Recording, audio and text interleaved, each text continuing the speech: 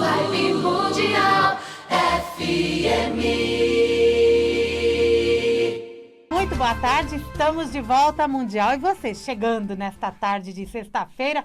O tempo já está ensolarado, a semana terminando de uma forma bem diferente de como começou. E eu tenho o prazer de trazer aqui no estúdio, estamos ao vivo, eu e Gilberto Baccaro. Boa tarde, Baccaro. Boa tarde, Samira. É um prazer estar aqui novamente, né? É sempre bom entrevistar o Baccaro, porque a gente bate um papo, a gente aprende. Obrigado.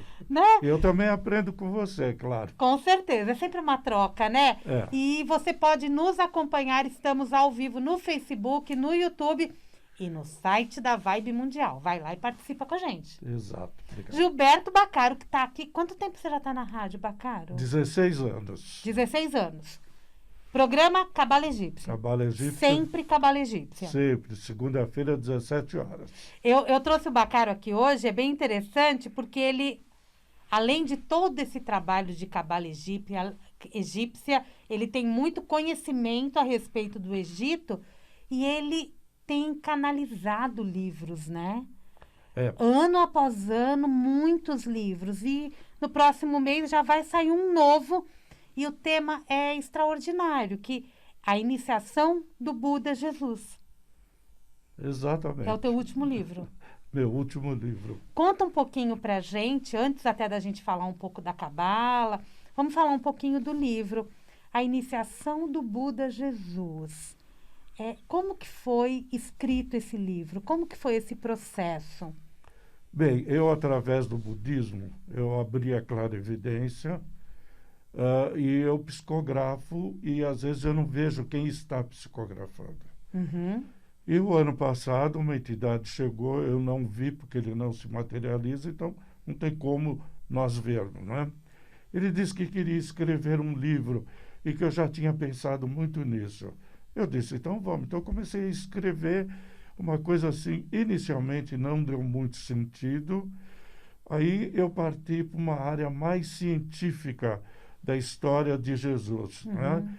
Eu acompanhei toda a teoria de Flávio Joséfos, de Cláudio Manco, Plínio Velho, Plínio Moço, os grandes historiadores que escreveram sobre Jesus enquanto ele ainda estava na Terra. E eu encontrei coisas incríveis. E numa das minhas viagens para o Egito, tinha sido descoberta a casa onde Jesus morou no Egito. E eu fui lá. Samira, foi uma das maiores experiências da minha vida, em termos de energia. Ele morou no Egito? Ele morou no Egito 2 vezes. Tá. Uma quando era criança, que ele precisou fugir de Herodes Antipas, e depois quando ele era adulto, porque tem uma passagem muito importante, que quando ele foi para Jerusalém com os irmãos e o pai, e ele sumiu. E todo mundo começa a procurar, encontram ele com os doutores da lei, e ele dando aula dentro do Templo de Salomão, em Jerusalém. Só que Yosef Caifás estava lá e viu quem era. Então, Jesus já começou a correr perigo de vida, criança, adolescente, 13 anos. Tá. E o que Maria, o anjo Gabriel, ele intuiu para Maria: leva o garoto para o Egito porque ele vai morrer aqui. Então eles voltaram, Jesus volta a morar no Egito. A história diz que foi em Alexandria. Não foi Alexandria. Foi em Mênfis, hoje é o Cairo, e no maior templo de todos os tempos, que foi destruído por um terremoto, no Cairo. E esse templo era de Ptah. Era o maior ensinamento da filosofia, história, astrologia, química, medicina, odontologia, tudo era concentrado nesse templo. E o Egito era um país onde grandes, Exato. né, não só historiadores, cientistas, né, eu posso dizer que eles eram já cientistas da humanidade. Então, a partir desse momento, eu comecei a entender a história de Jesus. Se ele tivesse ficado na Judéia, ele estaria morto. Caifás teria falado com Herodes, o pai, né? O grande Herodes, e tinham matado ele.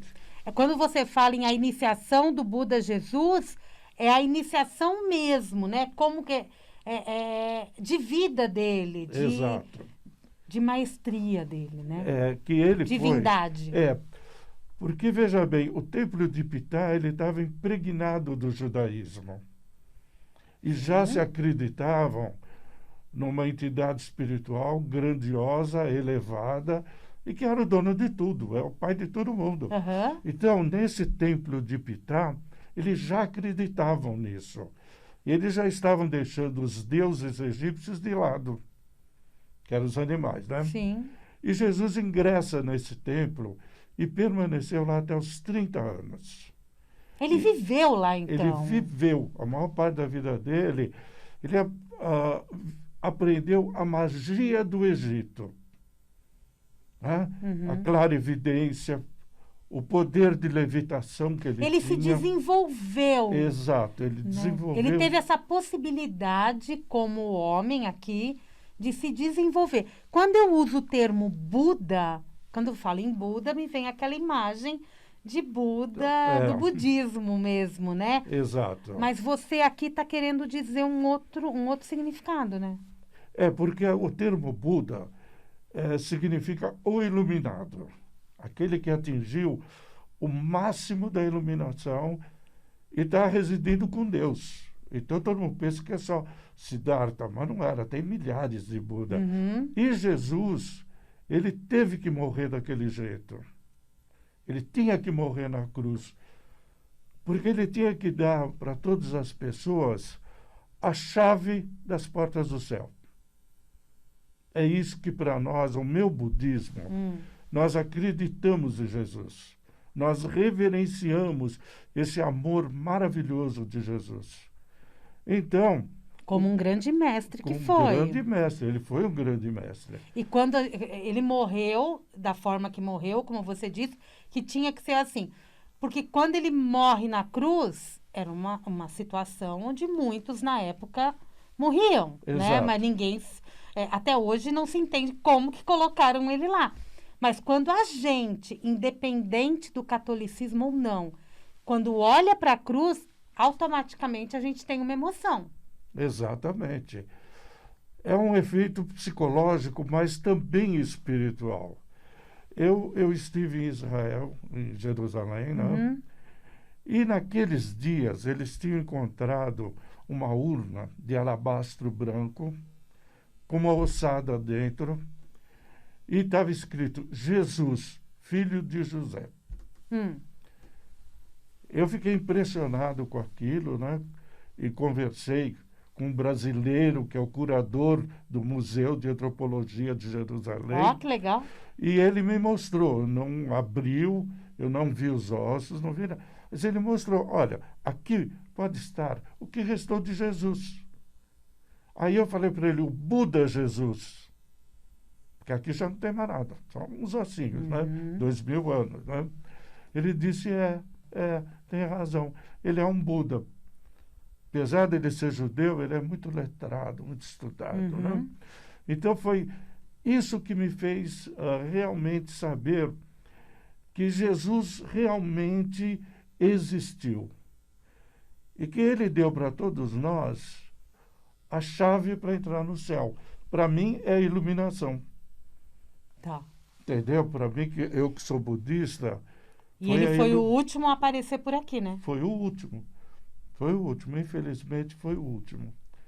Mas não adianta virar um outro. Ele é um mestre ascensional. Ele é um mestre ascensional. Que está lá junto de Deus. Exato. Eu falo lá olhando para o céu, mas é o que a gente está habituado a fazer, né?